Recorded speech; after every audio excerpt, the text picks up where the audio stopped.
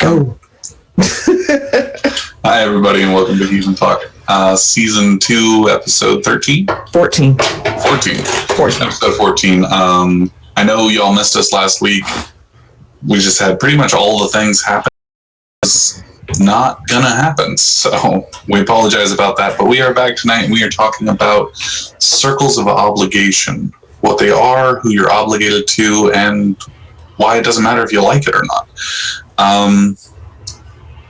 As always, if you are interested in Heathen Talk, you want to read what we have to say, you want to listen to any episode we've ever recorded, please, by all means, head over to heathentalk.com. You can find all of our social media there. Lauren is amazing and keeps that website up and running. And don't forget, our Yule Marketplace goes up tomorrow. Yule Market. Beyond that, Lauren, do we have any events going on this week? Other than you guys have your meetup tomorrow at Schulte's? No, actually, we're changing it up this week. This week we're going to be at the Queen Anne Beer Hall in, well, you guessed it, Queen Anne. It's a great place. It's worth going just because it's the Queen Anne Beer Hall. It totally is. For anybody that's going to be in the area and hasn't heard of it or experienced it before, it's exactly what the name implies it is. It's a proper old school beer house, big bar, walk up, cash only sausage place. Inside it, open bench seating. You know, it's not like groups get their own tables. You sit down where there's room at big bench table seating. It's kind of forces you to actually interact with people, which is awesome in its own way. It's amazing. Yeah, and well, you know what? On Sundays, we shouldn't have a problem with a large group. They're usually not all that crowded on Sundays. So,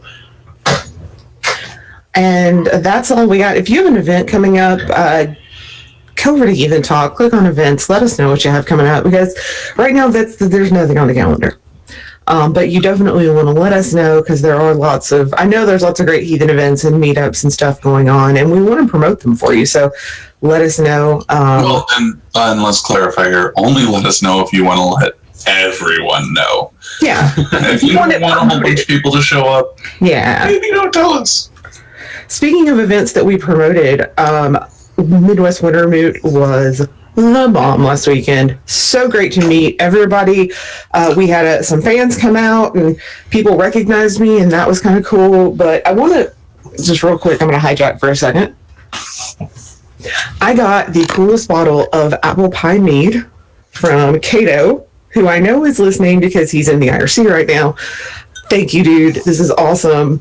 I cannot wait. We're going to drink it next weekend for our winter finding down here. So I'm going to share it with my people. But, dude, this is awesome, and thank you so much. Had some of it while I was up there, and it was great. So, once again, thank you. Thank you to Bifrost Wakender, Destiny, and David, and Brad. And I am forgetting one of you guys, and I'm sorry. And Tanya. Oh, man. And I'm going to get in trouble for this week. But you guys put on, just an amazing event that was, considering what's going on right now in the U.S., just to be able, you guys impressed my atheist husband. And that says a lot. That moved me. And so, yeah, that's the joy of Midwest heathenry. And I know that we've said before, we kind of have a bubble. I've heard it. It's absolutely true, because I spent 2 days in the company of just phenomenal, amazing people who could put their political or whatever differences aside to instead actually be heathen and do heathenry. And that was, like I said, I'm a little teary, because it really was just this phenomenal experience. And I'm eternally grateful for everybody who came out and made it what it was. Fantastic. It's always good to hear that people talk amongst yourselves. It's always good to hear that people had a great time at events like that. And we auctioned off one of the IKEA bloat shirts. So thank you to I don't even remember who won it now, but and I got some gorgeous jewelry as well, gorgeous handmade class jewelry. And Ben, who hosts the Java Mall on our network, auctioned off the dedication to his newest book. And just the auction alone, they raised enough to cover site fees for next year. Nice. Wow. It's phenomenal. I love it. And I'm so eternal. Like I said, we have great. And dude, Cato drove like 11 hours to get there. So Cascading Moose should do auctions. Yeah, well, you guys don't. Well, when we get to the toast, you'll understand why we raise so much money. But I always say Shauna Jones, that hosts Across the Hedge, she painted this gorgeous table with hex signs and Odin on it that raised a whole bunch of money. And then there's one other thing I'll get to when we get to the toast that will kind of tie this up. But like I said, you guys are awesome and so appreciate all the work that my region does. It's heathenry and it's amazing, and I'm already looking forward to next year. So fantastic. So Lauren, this is the part of the show where we toast someone. Yes. So you already teased it. Who are we toasting tonight? We are toasting my friend. Her name is Jo Tai. She is one of the leaders, along with her husband, of Hammerstone Kindred, which is in Temple, Texas. And one of the reasons I wanted to toast Jo tonight was, one, she is probably one of the most phenomenal heathen artisans and craftsmen we have. And part of the reason that Bifrost Way has been able to raise enough money to continue to rent that site out every year is every year, last year and this year, but even before then, Jo donates some beautiful handmade wooden items to auction. And for the past 2 years, she has donated a wooden chest that was like gorgeously wood burned and painted with, it's unreal. This one had like handmade leather hardware, although I guess that's the right word for it. Like everything was handmade, and I'm incredibly moved by her artistry. She brought some paintings and gifted some gorgeous paintings and woodwork, and she also does a great job with Hammerstone. I have a lot of empathy kind of trying to keep a kindred going in, the Bible Belt, especially, it's a very similar experience in where she is to where I am. And yet she and her husband have that kindred. She hopefully, if the forces work together, will get to retire this coming year. So I'm looking forward to seeing her being able to travel more. And like I said, she's just, her group and her, and she's just phenomenal. And, somebody who is so unselfishly giving to the Midwest Heathen community in ways that most of us aren't and should be. And also to add to that, she also won the auction to get her name put in as the dedicant in Ben's next book. But yeah, her trunk routinely raises over $150. Nice. I think last year it went for over $250. That's awesome. Yeah, they're just. And she also runs our game of Jorgenviker, which I think I butchered that, but it's the game where you beat each other with sacks of hay while keeping your hand on a trunk while blindfolded. It's like Marco Polo with bags of hay. It's great. So, like I said, I'm very lucky to know her and very lucky that she's part of my region. And, she's also somebody who drove like 10 hours to come. So, to my friend Jo Tai and to Hammerstone Kindred, hail. Hail.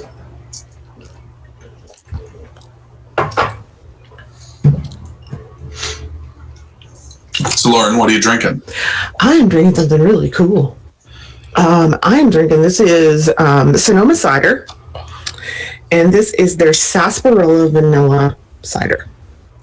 And it is really good. It sounds interesting. It is. It's not. It's got really good, it's got like the savory notes of sarsaparilla and vanilla in it. But my husband's not a big drinker, and he had some. He liked it because I took some with us to when we went to Oklahoma. But this one is called the Washboard. They have several other different ones. I've had their I think their ginger one before, but I'm slowly working my way through all their flavors. Because there's only one liquor store here that has it, so I have to go there to get them, but it's worth it. What you drinking, Torin, that you can't show us? I have no idea, to be honest with you. One of my good friends has a new roommate who is also a home brewer, and he donated a couple of bottles to share around to Joe's other brewer friends, which I'm counted among. Joe had no idea which bottles he had been given, and while the caps are marked, the funny thing about the way most home brewers mark the caps of their bottles is it's a code that exists solely in their own head, and nobody knows what the markings mean other than the brewer themselves.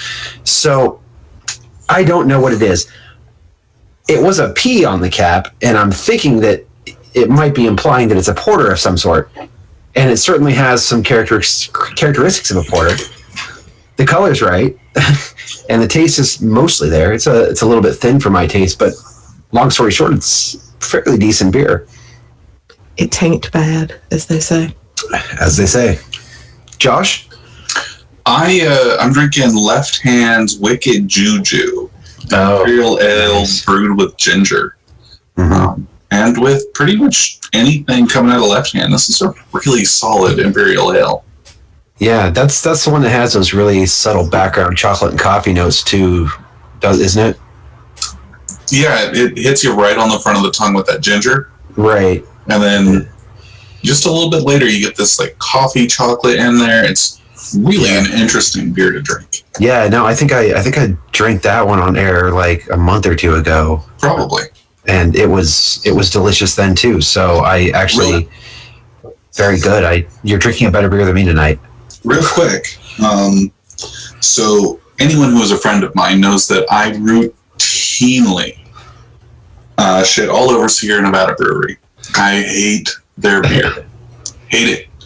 However, I was at Total Wine the other day, and I picked one up. It was their Imperial Stout, their Narwhal. Yeah. It's a decent Imperial Stout. I mean, it took them forever to get even one beer right, but I'm glad they did. So if you dislike their beer so much, why would you buy one of their beers in the first place? Because sometimes you have to go outside your comfort zone. Okay. Because sometimes it's worth it to see if I'm wrong. Okay. Doesn't always happen. Doesn't often happen. But sometimes I'm wrong. I gotcha. I just want to, just one moment here. Why people feel the need to make malted ciders, they can just kiss my ass.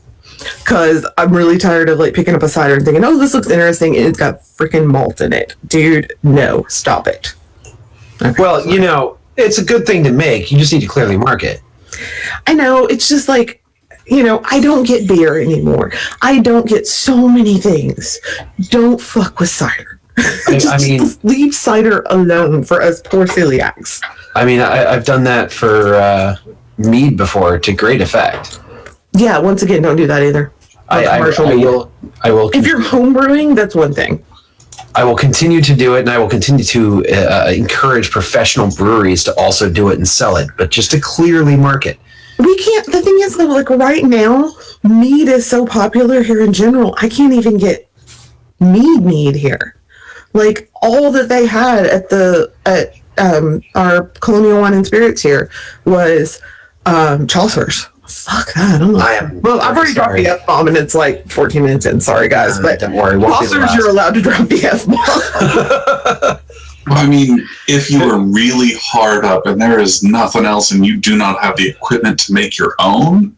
And there's no water or milk or apple juice or beer or Well, no, if there's apple juice, you can make cider. Yeah. But you could not. I would rather, I think, die of dehydration than drink Chaucer's. It's so horrible. It's funny. I really agree with you. And I remember a time where I used to drink a lot of it. I was fortunate that my introduction to Mead was through my friend Ken, who passed away a couple years ago, who is the kind of the brew god of the Northwest Arkansas kindred. And so my first introduction to Mead was strictly homebrew stuff. So by the time you give me Chaucer's after that, that's like your first time you ever have meat. It's like the nicest Wagyu steak, and then someone tries to give you cafeteria food. Yeah. My first experience with mead, I made a peach cinnamon mead, and it was fantastic. I definitely should have let it age for much longer than I did, but it was so good I drank it as soon as it was done. But after that, I drank this mead called Blue Dog, which is a Eugene mead, and it's about a step above Chaucer's, like just one step. And there was this huge write-up about how they were redefining the brewing industry by making mead. And I was like, oh, please no. If you're redefining it, then please stop. So some things should not be redefined. Yeah. I think our brewing industry is pretty solid. Yeah, basically. All right, so I will say that our local microbreweries here, keep working on your mead, because the last sample I had was really great. You know, Josh, I see where you're about to go, but, you know, can we just cancel this topic and have a show about booze today? God, today's the day that I could go on and on about booze. Like, I personally want to just sit down and have a heart-to-heart with Rogue and be like, what you're making isn't mead, and that's not really a bracket, I promise. But no, we this is an important topic to cover this week. Josh, I want to sit down with Rogue and have a heart-to-heart about how what you're making isn't really a good idea. It's just a good marketing tactic. Seriously, we do not need donut-flavored beers. Or if we're going to have donut-flavored beers, we need to let Dogfish Head make it, because they're actually good at what they do. I think, okay, so before we So I'm just going to be, I'm just going to be over here. Circles of obligation Be over in the corner with my cider. Damn, I tried, but I guess we'll move on with the actual topic. Yeah. So, I did work this week. I wrote an outline. I mean, it was a stupid week, but I still did things. I'm so proud of you, Josh, because like I flat out told you guys this week, I'm not getting an outline done. I have like I had to go to a conference yesterday and today, so I rolled in and took a nap. And so I don't want our fans to get the wrong idea, though. I wrote an outline. Yeah. I did not spend a week researching a topic and basically be able to write a book about it. I just went, what is this? What is that? Let's talk about this. Funny that you mentioned that, because I'm actually doing the National Novel Writing Month. Only my kindred likes to do a giant FU, and none of us actually write novels. We write nonfiction. Ben is translating, and that's actually a thing, right? Huh? That's actually a thing. There are websites for NaNoWriMo for nonfiction. Yeah, but so anyway, I'm actually taking that outline that I did for the worldview and turning it into a book. I've got right at 30,000 words written at this point, and that's a couple of chapters. Yeah. I've been working on that, so I'm pretty excited about it. We're only 12 days into the month, and you're at 30,000 words. 6 hours in the car. The goal is only 50, Lauren. Right, but I also have group projects and stuff due soon. So since you've got group projects due, right, you're going to write a book. And I had I had 5.5 hours to drive to Oklahoma and 5.5 hours back to work on this. So, I had dedicated time where there was nothing else to do except maybe sleep. Well, you could have not gone to Oklahoma. Why would I not want? And then I would have missed. They should move Midwest winter mood, or whatever the heck it is. Nobody wants to spend time in Oklahoma. Because it's funny, we've actually set up, and if everything works out the way it is, we're actually going to have Ozark Moot in spring 2018. That's our goal. So we'll have a moot in Arkansas. So. But yes, circles of obligation, which I think is a really important topic this week. Guys, you are missing one more thing that needs to be said about the NaNoWriMo thing. Lauren, you said you're at about 30,000 words now? Yeah. Toby, are you listening? That's not fair. Okay, he's not even in the staff chat to defend himself, and I get it. He's not listening to us anymore. I've had my asshole moment for the evening. Well, for the moment. Yeah. So yeah. Circles of obligation. Yeah. So let's talk about circles, because this, I think, I had a discussion with a heathen friend of mine this week, who is, part of her kind of questioning that we were like talking about was, okay, what are my obligations to my nation as a whole? And that will be Josh. Yeah, not me. I turned my ringer off. I don't know why it turned back on. But I mean, it was one of those that was, what are my obligations? And so it was a really interesting conversation we had. And so I'm really curious to see, I think it's going to be great to talk about, to try to like suss these things out, because the way that we are obligated to the world and the way that we, the way that we see the world is so greatly different as heathens than it is as, the rest of the world. I'm going to say it. All right, go ahead and get your drinks out. That's the overculture. Yeah. So, when we say circles of obligation, and there's a couple of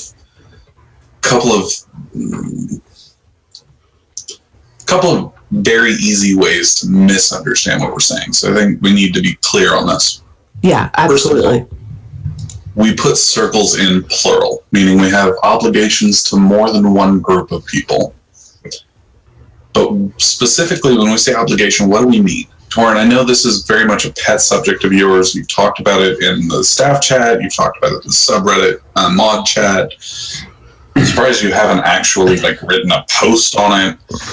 That would because that would require me to sit down and write. Yeah. What did you spend today doing? What did I spend the day doing? I spent the day with my wife lovingly caressing my scalp as she put dozens of braids into it. And watching movies instead of watching movies. Writing.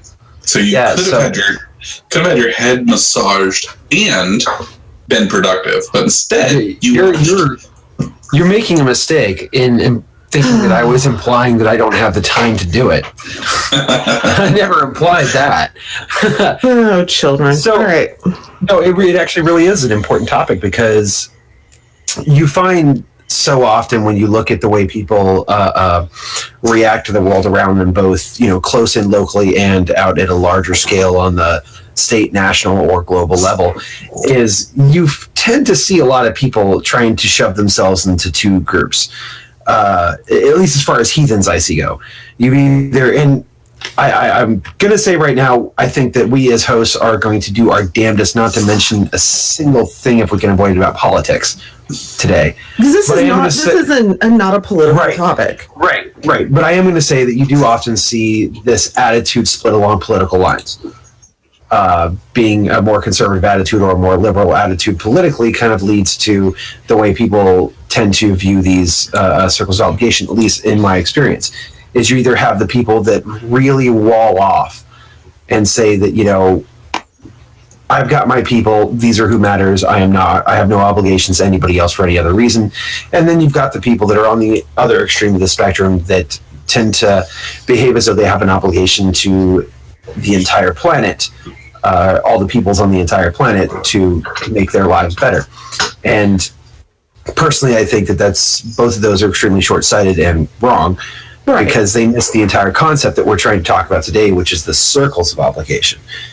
And the reason I find this to be so important is because one simply cannot foster a healthy tribe without a proper understanding of circles of obligation.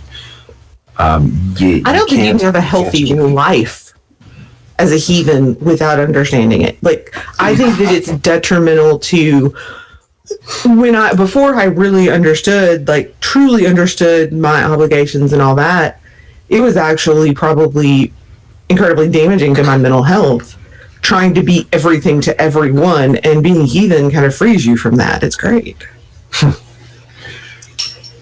It really is nice. I would argue that it returns us back to the natural state of who we're obligated to. I mean, we all, at least I grew up with the idea that things are put in priority levels. You have friend or family, then friends, then people you, in my case, go to church with, then people you go to school with, and then just everybody else.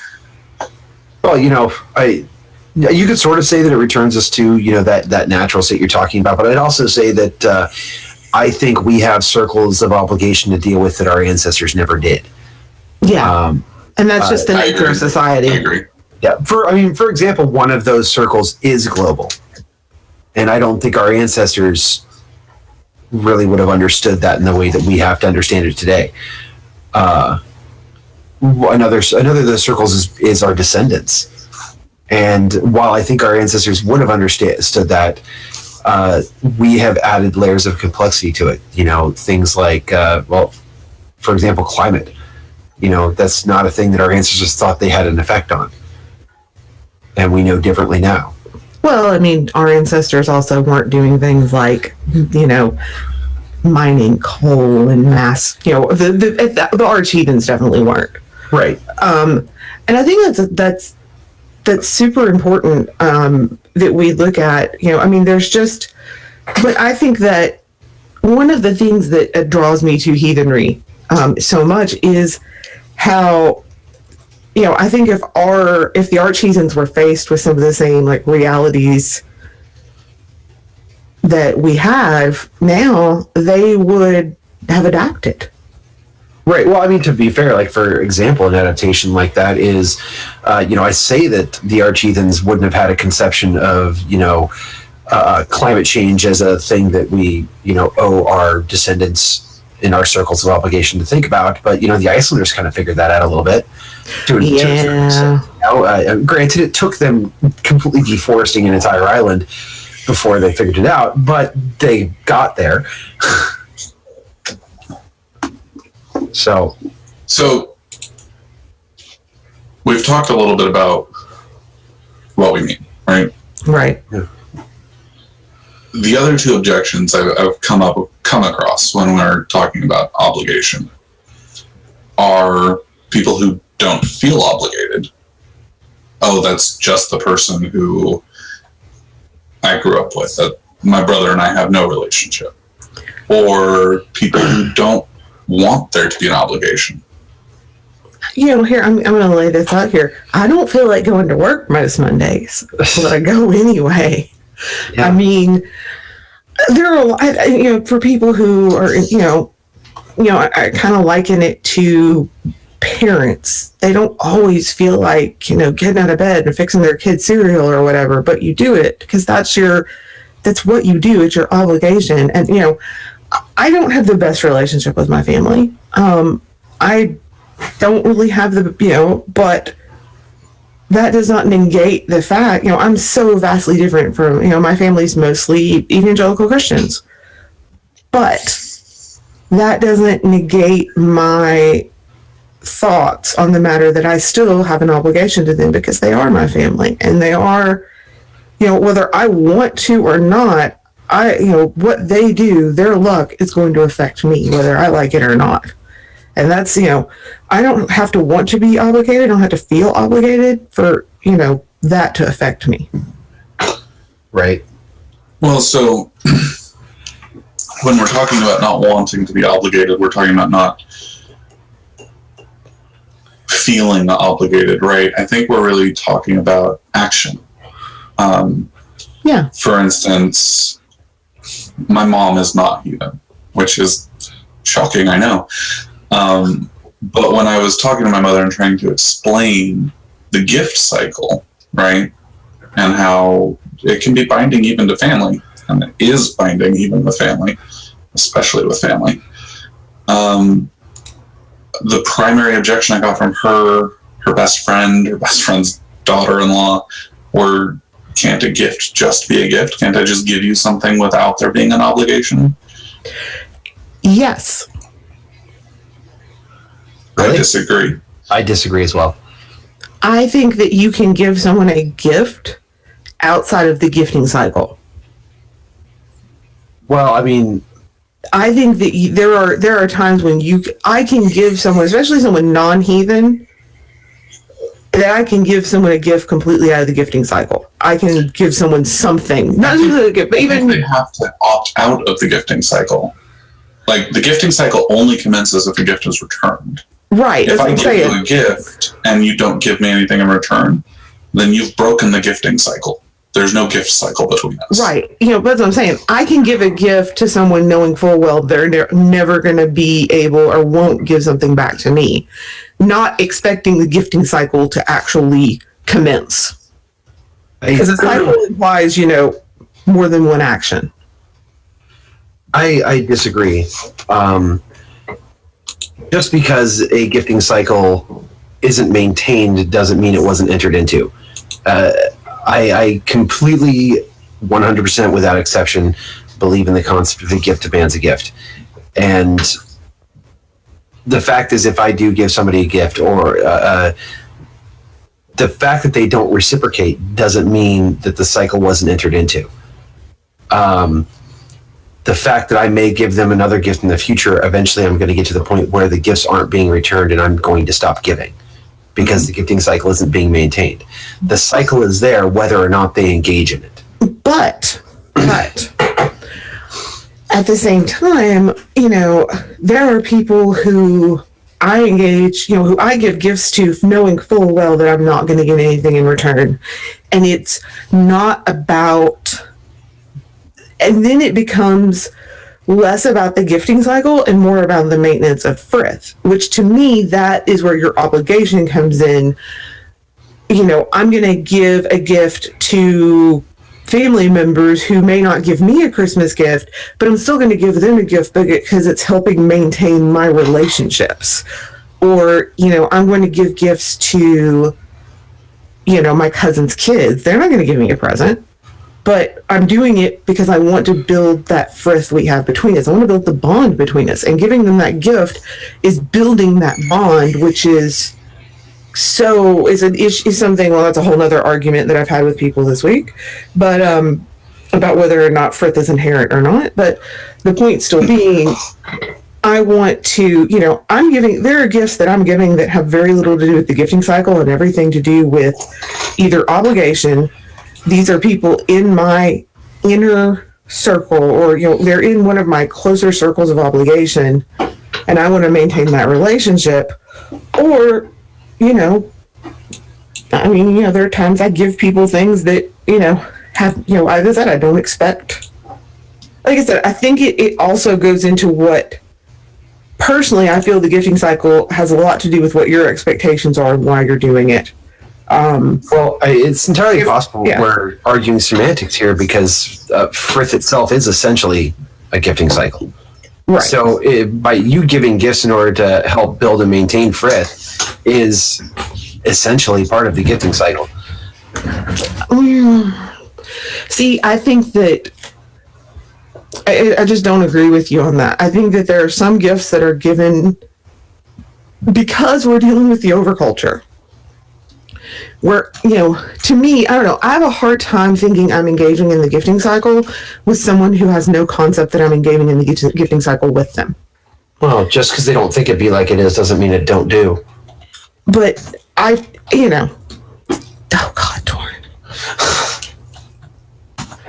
Like I said, to me, it's very hard to, I don't want to put that obligation on them if it's not, in the same way that I wouldn't want them to put their religious obligation onto me. I would argue you shouldn't be giving them a gift then if you don't want to put that obligation on them, because a gift is an obligation. It's by definition an obligation. It is. We're gonna have to disagree, because I just don't feel that, to me, there are sometimes when I do things, not because I'm giving someone a gift because I'm being selfish. I am doing it to maintain relationships, or I am doing it to do this, that, and the other. And it's less about gifting as it is about, okay, if I do this, this is going to be good for my family. This is going to keep people from being bitchy at Christmas. This is going to, I'm doing this not because it's a gift in as much as it's a bribe almost. I don't know a better way to put it. But like I said, I just have to agree with you, because I do think that there are times that we give gifts that we don't expect anything in return, because we are trying to win ourselves favor. And maybe that favor is a gift itself, but it's like I said, sometimes it's hard for me to fully think I am going to engage in things when with people who aren't heathen. And we had somebody ask all around, so what about parents' gifts to their children, like holiday gifts? Well, I think you're just kind of bringing them into the gifting cycle that way. Well, I don't know about other people's families, but my family, the parents gave gifts to the kids gave gifts to the parents, and everybody gifted to each other. Right. So a gift was in fact returned. See, in my family, like my mom just always bought stuff and put our names on it, because there was, there's not a whole lot of places to shop in Podunk, Arkansas, my hometown. Population 1,194. Saying Podunk, Arkansas is a little bit redundant. Well, no, that's the mythical name I'm giving it, because I don't want to actually name my hometown, because then people could find things out about me that I don't want them to know. To distract the trolls, my hometown is Anderson, California. If you really looked, you could figure it out. But yeah, I mean, it's 96007. Enjoy.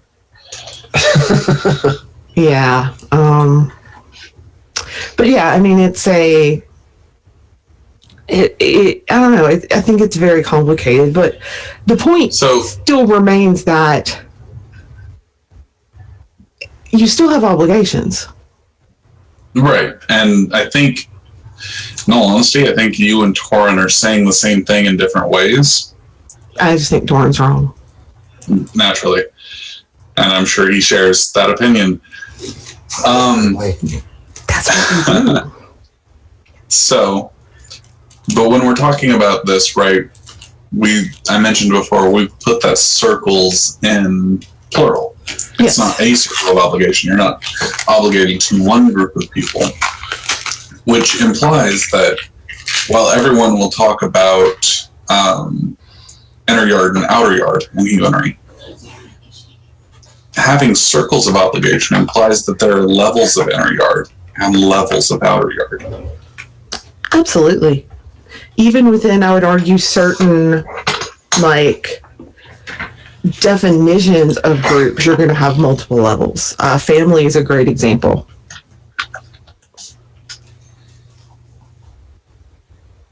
I could have sworn Torn would have had something to say on this one, but that's okay.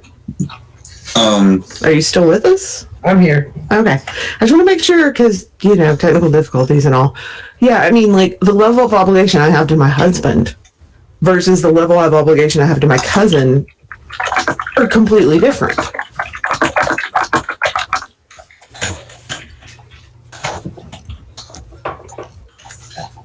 Well, the level of obligation you have, I would argue that the tightest circle of obligation is that to your family.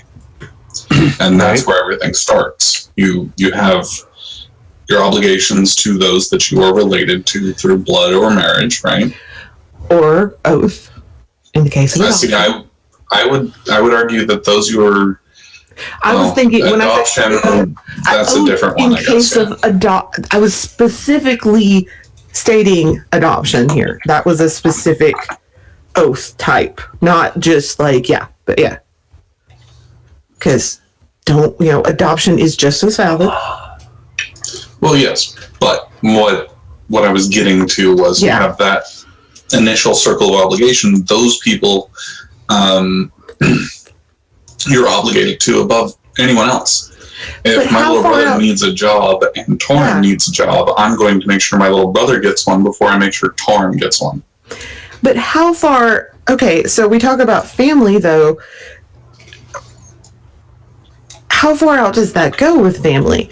Are we talking, to me, there is a difference in my obligation between my immediate family, my mom, my dad, and I would argue I have a higher obligation to my husband than I do my parents, just because of the oaths that we took and because of marriage. And then I feel even within your family, there's those circles because, I have a higher level of obligation to my brother than I do my cousin, just by a sheer fact that he is my brother and they are not my brother. Yeah, I guess, you could make the argument for that. I don't tend to see it that way, personally. Well, if your brother and your cousin both need a job, who would you help first? I would have to help my little brother first, but I would attempt to help both equally. The way my family is raised, we have a group called the Cousins, and it is everyone of an age group. We all grew up together.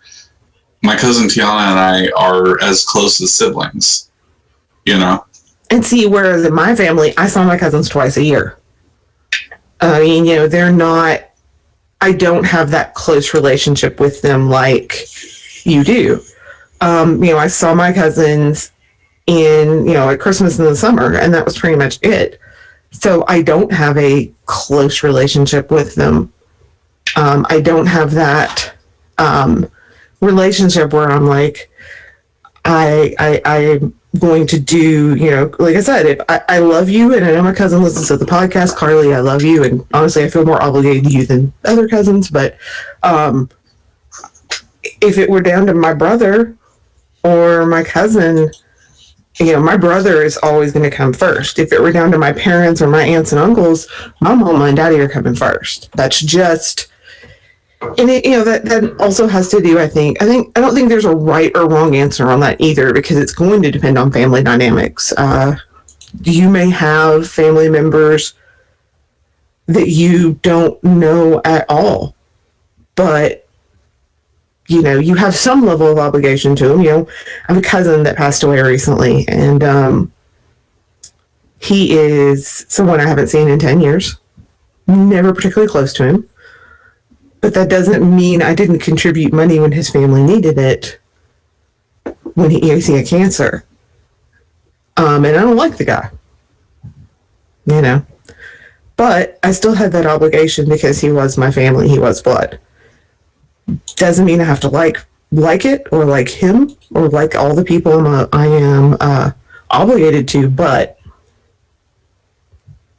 it kind of has to. It is what it is. It is indeed. So beyond family, right? Once we get outside that circle of family, mm-hmm. And this is one of the tricks of, I would say it's one of the things that's common in the modern world, right?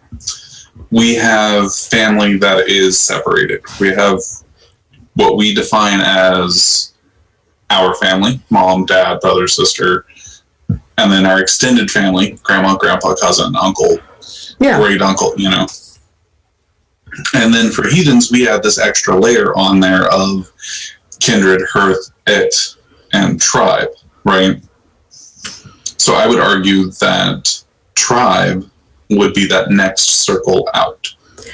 And I think you're obligated to, but not quite as obligated to as the people who are family.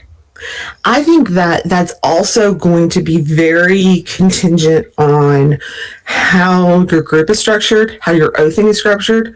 There are some groups that enter into a blood siblinghood bond that is, there's historical precedence for, and that kind of. I would argue even then, the obligation is not the same. You know what? Here's the thing. I don't know what their oaths are structured as. Mm-hmm. These are people that I know that I'm friends with, and I'm going to take if this is how they're structured and what they've done, I'm going to, that's just how some groups are going to be structured. And whether you and I agree or disagree, mm-hmm. That's how these groups are structured. And that's how they see things. And honestly, I'm not 100% sure if like I said, I'm giving them the benefit of, these are groups that have been around, as longer than I've been Heathen. So I kind of have a hard time arguing with results. It would be hard to argue with results, but it would be an interesting conversation to have to see where they place the priority, right? Because if you go into my group, and I have members of my group that have been heathens longer than I've been alive, but the group itself has not existed that long, right? In my group, family comes first. So when I had to go down to Eugene, I had originally planned to stop in Portland before to visit my group, but family came first, so there was no question asked. When I miss a gathering because I'm visiting family, there's no objection, no question, right? The obligation, the greater obligation, is to one's family in my group. And I can see that. Like I said, for me, the question comes in, a group that I'm very familiar with, that is how they operate, and they are facing some of those decisions, like, what do we do if, I don't know a nice way to, I'm trying to find a way to discuss this without, because they have members of their tribe that feel unsafe in their current area due to being not white middle-class Christians. As a result, they have been discussing what happens if these people leave the area, if we decide to leave the area, whatever. And that's actually something they're having to really examine right now, is what exactly, how these obligations work. And I think it's kind of cool. I think it's the thing is with we're kind of this first, second generation of people forming these intentional tribes, and I mean, let's be honest here, we're still feeling it. I think all of us are still feeling this out, and yeah, and it's definitely one of those things. But that brings us into that next level, right? The tribe level circle of obligations, right? What within that group? How strong is that obligatory bond? I think it's gonna depend on what are your tribal oaths. I think your oaths are gonna be the biggest indicator of your obligations there. Mm-hmm. Because if you just make it, because there's different levels of, in some groups it's more of a fealty oath. In some groups it's a blood siblingship right. It's kind of like I'm gonna kind of toss us into a topic that gets talked about quite a bit. And it's on Heathen Talk. If you want to go look it up, there's this essay that was written by our friend Outlaw, and it's called "Don't Call Me Brother." And it's about the meaning of those words and why just because you and I are both heathen, I am not your sister or your brother. And I think it really is, they are not kindred mates. They are my brother Angbar, my brother Ben, and that may be kind of regional, but regionally that is so the norm here in the Midwest. That is, in my experience of the past week and being in Symbol and watching people toast to their brother, their sister, that's how things are here. And it works. I'm just going to say it works. And, my obligation to my kindred siblings, to my brothers is, they are as close as one can get to family without being blood related to me. Mm-hmm. They are, I guess, they almost have the social equivalent of in-laws. The obligation equivalent of in-laws, if that makes any sense. They are important to me. While, if my husband or my blood siblings needed something, my parents, everyone totally understands. If someone misses because of family stuff with their, but at the same time, if they needed anything, it really, part of it is how our kindred is structured and our oaths, but it's also, it's the bond we have that we've built up through the gifting cycle. It's the bond that we've built up through shared experiences, traveling together. We have this very firm belief that you can't know a man until you've eaten 30 pounds of salt with him. And so the meals we've shared and the drinks we've shared, that's what builds our obligations. Huh? Maybe don't do that in one sitting. No, that's the point, though. It's a Russian proverb that kind of came into our very beginning of our kindred when we started over 10 years ago. So it's not a terrible proverb, I don't think. No, it's great because that's why we get together at least once a month and have family dinner, and we have meetups where we eat. Because that's kind of the central of socialization, at least in the South. And I'm sure it is pretty much the same reason you guys are getting together at Queen Anne. And you'll have sausages and you'll drink and you'll share that meal, and that helps you really get to know people. Absolutely. Fair enough.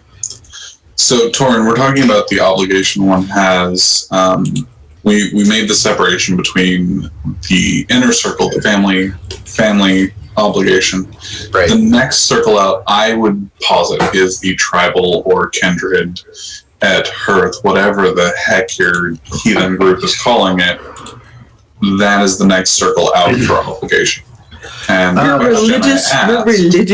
oathed religious community. The question I asked was, what does that obligation look like? How strong is that obligation? Is it as strong as family? Is it less strong than family? Where does that lie? Well, let me start by saying that I think it really depends on the tribe whether or not that's the next circle out. Thank you, Torin. It's entirely possible for the next circle out to be your very closest friends. And now, granted, I would personally argue that when creating a tribal structure, that there should at least be a parity there. You're eventually going to get to a point where the entirety of your tribe can't also be your very closest friends. But especially in the early stages when a tribe is small, I would imagine that they should be pretty damn close friends with you. Mm-hmm. But a lot of it's going to depend on things like that. Your very closest friends might be closer circle of obligation than your tribe, depending on how your tribe is structured. The oaths you've taken to your tribe are going to make a difference there, or whether or not. And that's the thing here, because we're talking to on this show.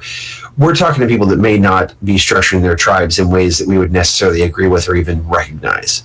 There are people out there who, when they say, and I wouldn't even really personally call this a tribe, but when they say kindred, they're talking about people who kind of show up once a month or so and do some sort of religious thing, but they have no necessary ties to each other other than the fact they happen to be heathens in the same area.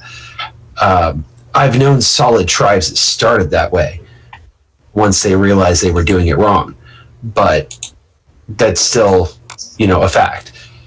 So I think it is, as much as it's muddying the waters of the topic a little bit, it is at least a little bit important to bring that up there.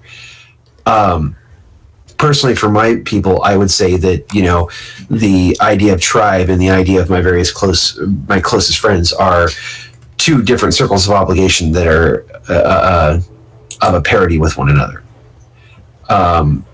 I feel the same sense of obligation to some of my friends that I do to my tribe members. And what was the second? The second part was what your obligation is to those people. What it looks like. What it looks like. That's really another one that depends on so many factors. In the nature of a tribe, what you're suggesting is what that group should be. It really does hinge on the nature of the relationship of the tribe. Mm-hmm. Are you a fictive kinship in your structure, are you bound by a web of oaths? Are you bound by no oaths and bound by nothing but your continued actions? Because some of those are going to hold higher obligations than others. Right. And it's really going to be, like I said, it's going to be, how are you structured? How are your oaths structured? That's why, like, we spent, when we oathed in our latest member, we probably went through like 10 drafts of that oath, because we wanted to make sure that, okay, this is our oath and this is what we want. And when we say these words and we mean them, we're able to uphold them, because it was such a serious thing that we were creating. I mean, we have a fictive kinship, and a lot of people think that that's like not good, not what you want to do, and that's fine. But, you know, we have that oathing, and we do it, and we're a fictive kinship. These are my brothers. And by that, I posted about this on IRC, but by that recognition also, if, you know, Ben is my kindred brother. His wife is a member of our kindred. My husband, even though they're not heathen, you know, our prospective spouses are pretty atheistic, they're still members of our kindred. If Angbar got married and had kids, and they're members of our kindred, and our obligations to them are as if they were our obligations to those of us who are actually oathed. I mean, they become our family too, just like if, you know, when my brother married his wife, Kelly became my sister-in-law, and I have obligations to her because of that. So, the next circle out, you both touched on it, right? And Right. Torin actually mentioned it by name, would be your friends who aren't members of your tribe, right? It would be, and I would argue that the next circle out would have to be your closest friends in order to be considered part of your inner yard. Yeah, absolutely. Like my best friend, she is my inner yard, and Jessica is, she's definitely someone that I would hold to in the same level of obligation I would my cousins. I would maybe prioritize my cousins over her, but I feel that same level of obligation as I do to extended family. Yeah, I guess when we're talking about these circles of obligation, and correct me if I'm wrong, Josh, I keep getting the idea that the picture you have in your head is concentric circles, yes? I do. Some of them in our lap, you might get some that are a bit of a Venn diagram. Right, I was saying mine's a very complicated Venn diagram. For example, for me, tribe and the close friends we're talking about are two separate circles that overlap in some places. Yeah. So, if any of our fans and friends wanted to try and draw this, I would gladly put it up on the Facebook and post it to our Instagram. Yeah, like I tried to draw it I was trying to write an article on this, and I tried to draw it, and I kind of felt like crying and gave up. So, yeah.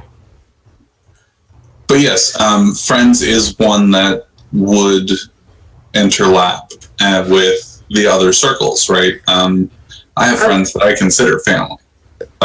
We've been friends for so long, we are family. right. I would also argue that there are family members that I also have friendships with that make our relationship closer, I would say, kind of pull them, like my cousin, talk about my cousin Carly a bit, but she and I are close, and I feel I feel much more of an obligation to her than I do a cousin that I haven't seen in 10 years. Absolutely. So with your friends, you do have that. There are two. Let me see if I can phrase this appropriately. Friends would be the circle in which you make the transition between inner yard and outer yard obligations, right? Because you have some friends who will be inner yard, and you have friends who are not inner yard. Yeah. Oh, absolutely. So it's that transitionary phase, right? Yeah, absolutely.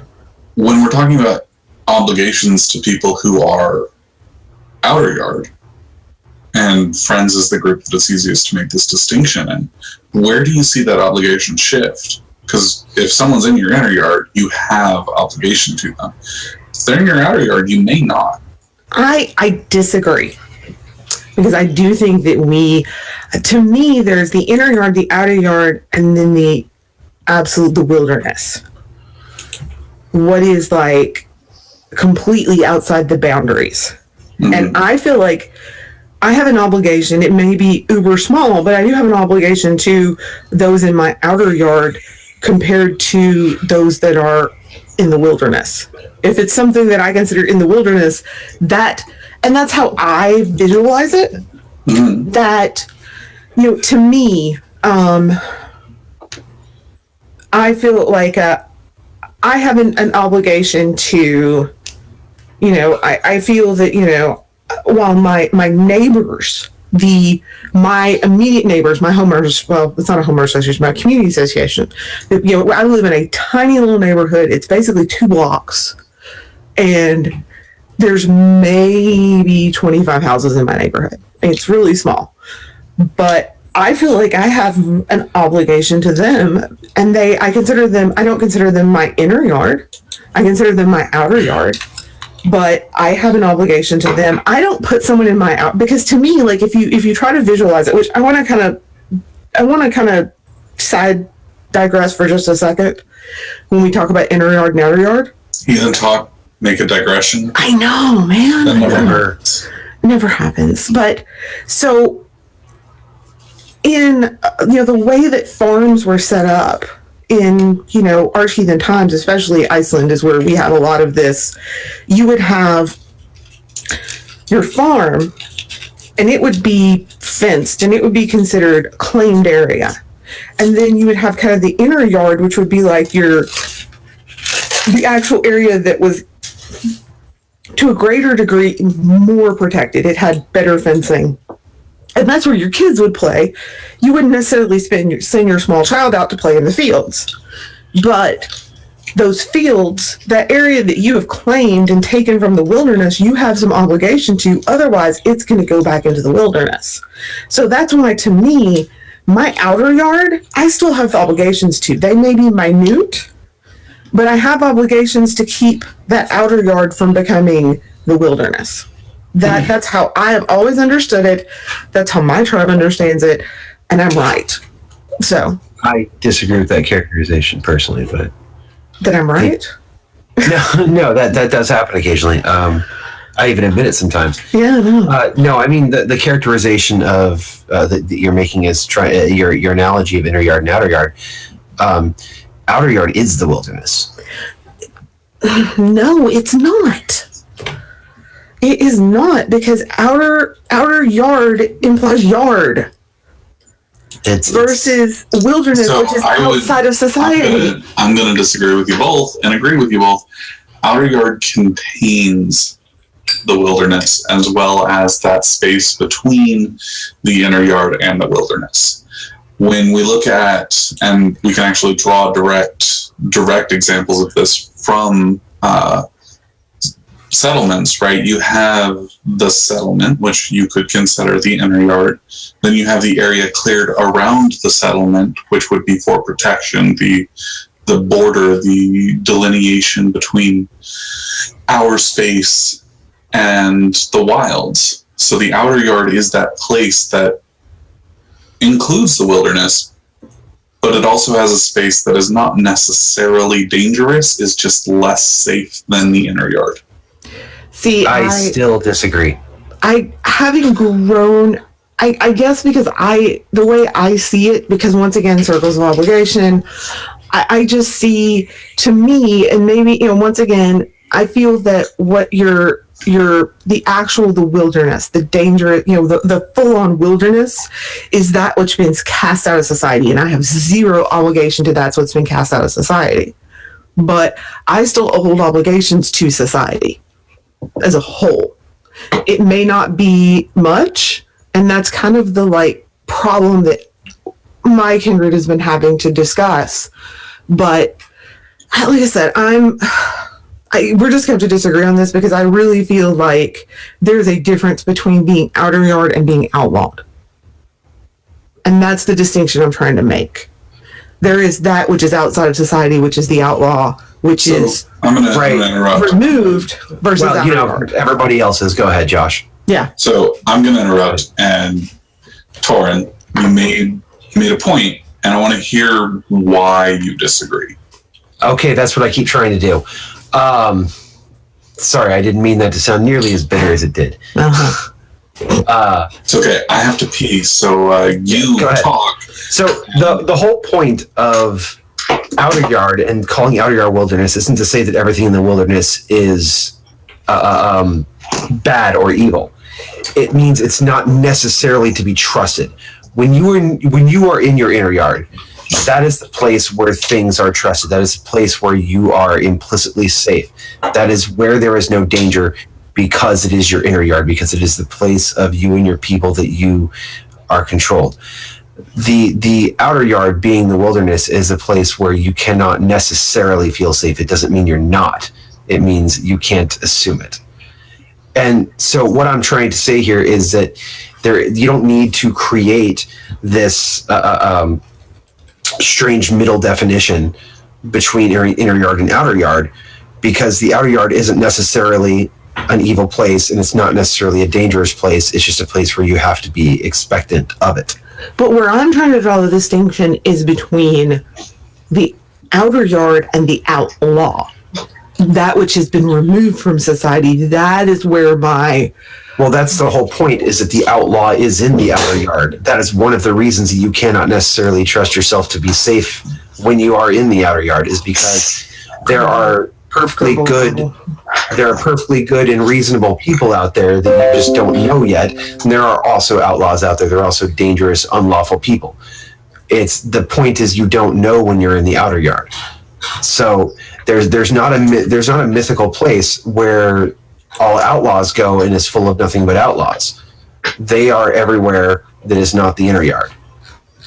And at least that's the assumption you have to make, and that's the whole point of the original analogy of inner yard and outer yard, is the place where you are implicitly, expectantly safe and don't need to be on guard, versus the place where you do.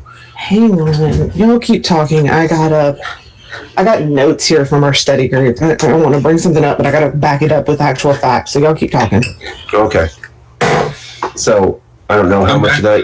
Yeah, you didn't catch any of that, did you, Josh? I caught the tail end. Okay, I'm not going to abuse our audience by going back over it. If I heard what I heard correctly, the last statement you made was that the outer yard outlaws would be anywhere that is not the inner yard. Is that roughly accurate? Right. It was Lauren was making a point about that I'm sure that I'll butcher a little bit, and she could probably make it better. But she was trying to make a point about making a distinction between the outer yard and then the wilderness where the outlaws are. My whole point is that there isn't that magical separation, that the outlaws are in the outer yard. And that is the whole point. The danger is in the outer yard. You can be safe in the outer yard, but you can't assume safety. Right. I think you and I are largely in agreement on this, because while I do see that, again, cleared space there, right? It's a place where it can be seen and observed from the inner yard, but is not necessarily safe. It is, anyone can come out of the woods into that space and do damage, Right. And when I leave my property, I can make an effect on the outer yard by, clearing up problem areas, picking up trash and things like that, but it doesn't necessarily mean it's a place that I am safe. And it doesn't necessarily mean it's a place that I have an obligation to keep cleaned up or to maintain. And in that case, my definition of what's in my inner yard is going to be different than you guys, because to me, that which is the Utengard is that which is in opposition to society. So my neighbors then would be my Utengard, basically, because like I said, I just feel like if we're going with that and the way that we're there, I just feel like there is a situation where maybe my definition, and I'm kind of challenging my own I'm challenging my own beliefs here and really working through this, but I would say then, my inn and garth is going to be bigger than that because I am safe in my neighborhood. This is an area I am safe. I feel we can have ritual in my backyard and not going to have any problems. But I'm not necessarily close to my neighbors, but yet we are dependent. We are so interdependent on one another. And that's where I'm trying to place things, is my neighbors and stuff. Well, this is one of those situations where the modern world is different and we have to adapt kind of the way we're looking at things, right? Because Torrin and I, if you wanted to say where we're safe, I can go pretty much anywhere from, let's just extend it to Granite Falls south to just north of Tequila before you get stabbed and be safe. I'm not really going to have any issues being judged for what I do because of where I live. Well, I think you're using a slightly too narrow definition of safety there, Josh. Let me just bring up an example from my own life in the last week. I can look out my window and I can see the spot that my car was stolen from just a few days ago. That's not part of my inner yard because I am not safe there. My property is not safe there. And, it's just a place that I have to deal with. It is squarely outer yard. Do I walk out that front gate every day and feel perfectly reasonably safe walking down the street? Absolutely. I go outside there in my slippers and bathrobe and run across the street to the store to pick up smoke sometimes. And I don't think that I'm suddenly going to have somebody try to, run up and stab me or anything, but that still doesn't mean that I, don't understand the possibility that, there's danger out there. And I think that this is one of those things that our society, because our society doesn't really match up with the RT, then it's something that each individual is going to have to really examine for themselves. You're going to have to examine as a tribe. Because, for instance, what I feel like is my inner yard, like I feel safe in my neighborhood to be heathen. Okay, let's change this just a touch. Can I finish my statement, please? I will let you finish your statement. That may not be how other people in my kindred feel about their own neighborhoods. That was what I wanted to say. So I think we got derailed. Yeah. Because the idea of inner yard and outer yard in this case is much less about a physical location. Right. I live in a relatively safe location. That's just the way it is. But when we're talking about inner yard and outer yard, we're talking about, in this case, people and groups of people who are... But I'm talking about my neighbors. Quote, just hear me out here. Quote unquote safe. For instance, I go to work and there are some people who I can share details. No, there's no one at work who I can share intimate details about my life with. But I do have people who are friends with, like you and Torrin, who I can share intimate details about my life and know that those details will not be used against me in some fashion. So when we're talking about people who are inner yard and outer yard, we are talking about the difference between trustworthy and maybe not. Fair. We do have a question that I do want to get to here, since it is almost 15 after 10 my time, whatever time, I don't care. And Elias asks, what would be the best steps that you would suggest when part of your inner yard begins to feel like your outer yard? When you feel unsafe, or people within your inner yard become, I'm going to elaborate on that. So Elias, just live with it. But to toss back to what you're saying, and trustworthy, they were once part of that inner yard and now they're not. How do you deal with that? Torrin, do you have an opinion? Well, usually Torrin always has an opinion. So I'm going to go ahead before I state my opinion. I'm going to read what he just added to elaborate. He says the specific situation involves an individual who is my friend, my boss, and my landlord. Some things have happened recently, and this person, having 30 plus years experience in psychology, is very difficult to have a real conversation with due to being analyzed and diagnosed. That makes me feel unsafe. As a result, I built a very large, thick walls in a matter of days.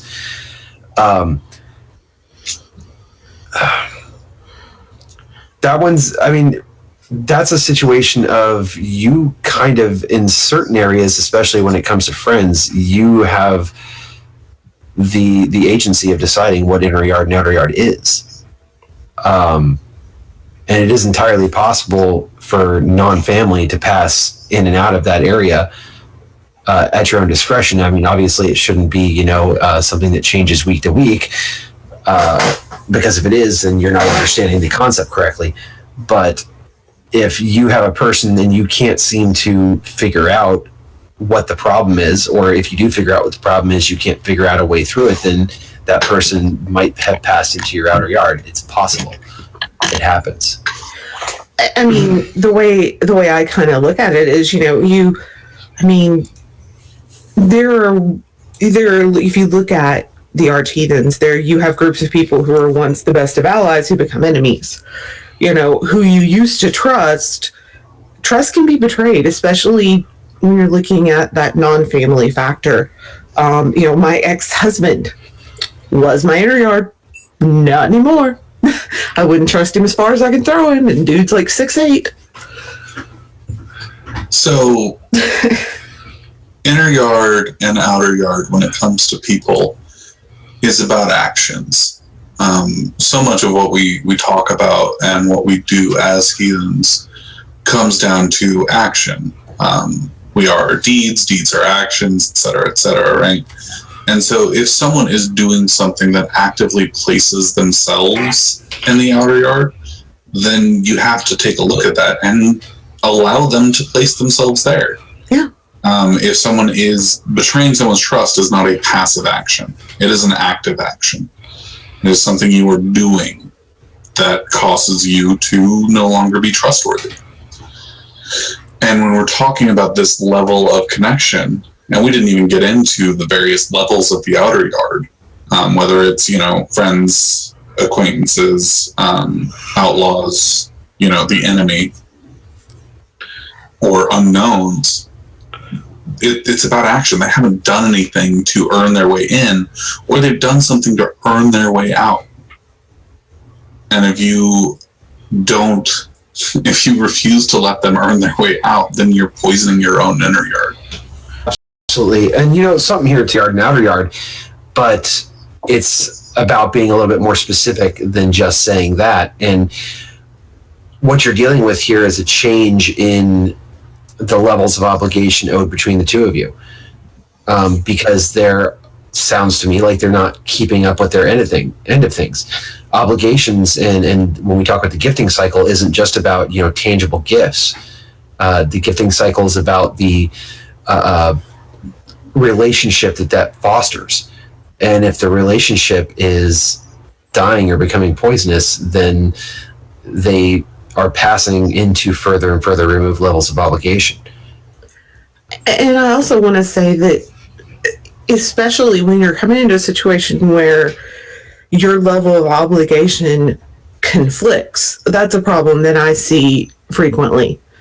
People bring up, even within blood family, if there's a person in my family and they are unhealthy in ways that it is hurting my children or my spouse, I believe very firmly that my obligation to my husband, to any kids we may have, supersedes the obligation to someone who actively harms them. And that person, by actively harming them, is making themselves, they're losing their place actively by, if they're doing things to harm people. And that just is. I mean, there's no, and I may not necessarily have any lore backup for that, but I'm sorry, that's one of those things that I'm not going to be flexible on if given the choice between my immediate family and, like I said, it's one of my things. And I mean, you don't necessarily need, anything from the lore to back this particular one up, because it's a concept that itself is supported historically, and we're speaking of the extension of the concept, the logical extension of the concept. Well, and also because in general, I feel there's kind of a visceral, instinctual behavior to protect, especially those that are closest to you. So, but that's just me. Were there any other questions from the chat room? That's all we have. That's all we have from there, but I wanted to get to that one because I felt it was pretty important. I don't see anything. If you have questions, you can get on Facebook Live and ask us. You can join us on IRC, message us on Facebook. We're happy to answer them. We still got about 10 minutes left. So, but that does give us the opportunity. When we're talking about circles of obligation, everybody thinks of people you were directly related to in some way, such as a friend, a family member, someone you know. But I would argue that you have obligations to people that are your enemy. I would argue that there's an obligation there to, whether it's an obligation to oppose or what have you, I would argue that they fit within this concentric, overlapping circles. I think that we have obligations also to certain groups of people that may not necessarily be people we think we owe obligation to, but those obligations to these people are because of obligations we have to our own innermost yard. You know, the idea of I feel an obligation to, let's say another heathen group is being, they're receiving unfair treatment from the government. They're having, like, perfect example here, actually. The problems with recognition that heathens are receiving from the U.S. military. No one in my most innermost yard is in the military. Whether or not they're recognized or not in this moment doesn't really do much to affect me either way. But we want to have future generations in our kindred. We want there to be children that grow up. And I'm in a military town. We may have someone in the military join us. So it is in my inner circle's best interest to work towards helping these people and having that obligation to make sure that heathenry is recognized by the military. Because even though not right in this moment, it's a pressing inner yard obligation, it's part of the bigger picture. Well, I think at that point we're talking about, our wider obligations to community and how that is going to in turn affect your inner yard, affect your family, affect your tribe, either in a direct way or an indirect way. We go out and we do community work, volunteering, charity work, stuff like that, because it positively affects our community. We do things like try to gain recognition for heathenry in the military, because that makes our world in general a better place. I mean, if the United States government is recognizing military heathens, that adds a legal legitimacy to heathenry in general, which in turn benefits my tribe. Right. And that is in a certain way. No, I'm not going to say that because I can't figure out how to say it correctly. So let's move on from there. We do have a question from the IRC. Derek asks, he's in a newly formed kindred in Canada. What is the best piece of advice you can give to a newly formed heathen group? Don't live in Canada. I'm kidding. Hey, well, so much for that demographic. Okay, so here... I need to clarify. We have a lot of fans. We have some friends in Canada. I'm just playing. Canada is a fine place. It's so fun. A lot of people want to move there. I'm going to say, I'm going to add, frith is one of their biggest issues. They're struggling to get people out to meetings and to build bonds. And so my answer is do fun stuff. Do non-heathen stuff. I know that sounds counterintuitive, But the biggest source of like bonding that my group has is our family dinners, where we sit around and heathen. The only thing we can't talk about is heathenry. We can talk about anything else. Or when we travel together, when we do fun things. I mean, that to me is important, is to build bonds in with, because you're not just heathening with them. You're also like, these are people who you should be having fun with, who you should be able to go, camp with or share a cabin with for a weekend and totally be okay with the fact that, you can't sleep because someone's snoring, but they're family. You have to go have fun. Go be people together. Because, your family doesn't sit around when you're with your brothers and sisters. Y'all don't just sit around and talk about being a family, do you? Hell, when I was just with my cousin, and we actually left a family gathering to go and talk about life. Yeah. Like, we didn't talk about family. We just sat there and we talked about relationships. We talked about beer. We just talked. Hence why I'm a huge fan of having nights where we're not allowed to talk about heathenry, because that forces us to talk about music and TV and hobbies, and that forces us to talk about work. And another thing is, we're very fortunate with modern media. You also have the ability to have group chats on Facebook where you guys can just bullshit. That's why I consider Josh and Torin two of my closest friends, because we bullshit all the time on Facebook to each other. That we do. You really do. Never bullshit. I am always 100% serious. Failing to Torin, what do you think? I was without actually, I'm not going to disagree with you guys at all in that. I am going to say that my answer to that was from Elias again, wasn't it? Derek. Okay. No, that was from Derek. Okay, my bad. That was from Derek. My answer to Derek on that would be, slightly more hardline, a little bit more edge to it. Is at some point, mention the concept of if what you are trying to build actually is a tribe, actually is a kindred, or whatever word you want to look to it, and look at it, not simply a group of heathens that get together sometimes.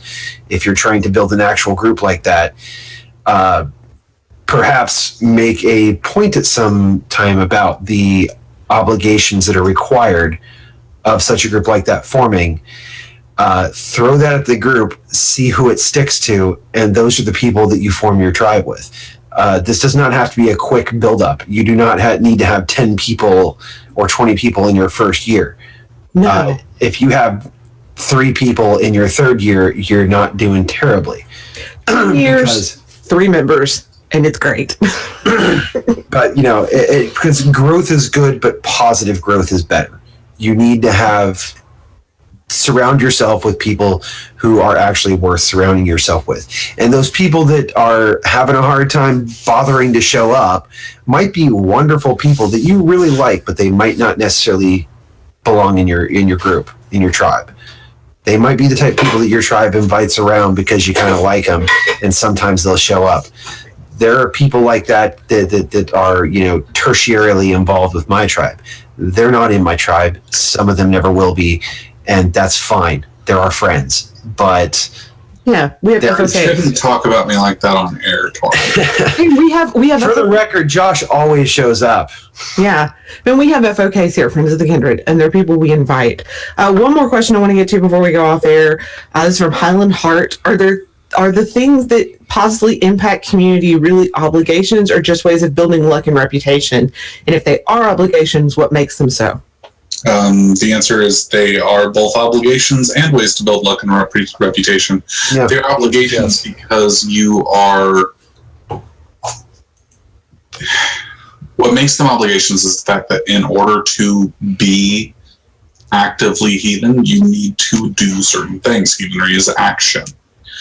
And so you are obligated to make the world better for your people. So thus you are obligated to make your community better for your people. Exactly. Right. The obligations I have to my community are directly tied to the oaths and obligations I have to my inner circle. Pretty much. I mean, there's y'all kind of said it.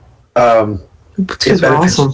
It benefits your inner yard. That's where your obligation comes from. When I do things for the wider world, I don't necessarily do them for strangers that I'll never meet. I do them because those strangers that I'll never meet will do things that will affect my people. Indeed. It's kind of like I recycle, not because, because I want there to still be aluminum for generations to come to drink sodas. That's the only reason I recycle. Aluminum is just too rare a metal. And so I am from an area that is pretty much like run by the Reynolds Cobble, because we have a bauxite mine, and it's actually in Bauxite, Arkansas. So so guys, I just want a quick reminder: Yule Marketplace opens up tomorrow, so you can shop and get your awesome Yule gifts, books, all kinds of stuff. And if you want to get on, it's not too late. Email us at hosts@heathentalk.com or yule@heathentalk.com. We'll get that in there. So what website did they go to see that website, Lauren? I was getting there. You're going to go to heathentalk.com, or if you want to directly link this into your Facebook group or something, it's yule.heathentalk.com. Though if you go there now, it's just full of dummy data because it won't go live until tomorrow. So there you go. So I'm glad everybody could, our dozen of fans could show up and listen to this particular episode. And if any of you dozen of fans happen to be in the Seattle area, come see us at Queen Anne Beer Hall. I'll point out that one thing I did mention in the event page for it, and will definitely be held to tomorrow, whether you like it or not, is we are not talking about politics at our pub note. Preach. Testify, Brother Torin. Leave it at home. I can't get all preachy about anarchism at the pub note. No, you can't, because you get preachy enough about that in our side conversations. Yeah. So I rarely get preachy. He really doesn't. Honestly, yesterday was the first time in months that you've gotten preachy about it. Literally months. And on that note, ladies and gentlemen, you're doing it wrong. Yeah, but I'm the boss, so I get to. Oh, shut up. You're not the boss of me. For the next, until you hit that sign off button, I am. Oh, have a good night, everybody.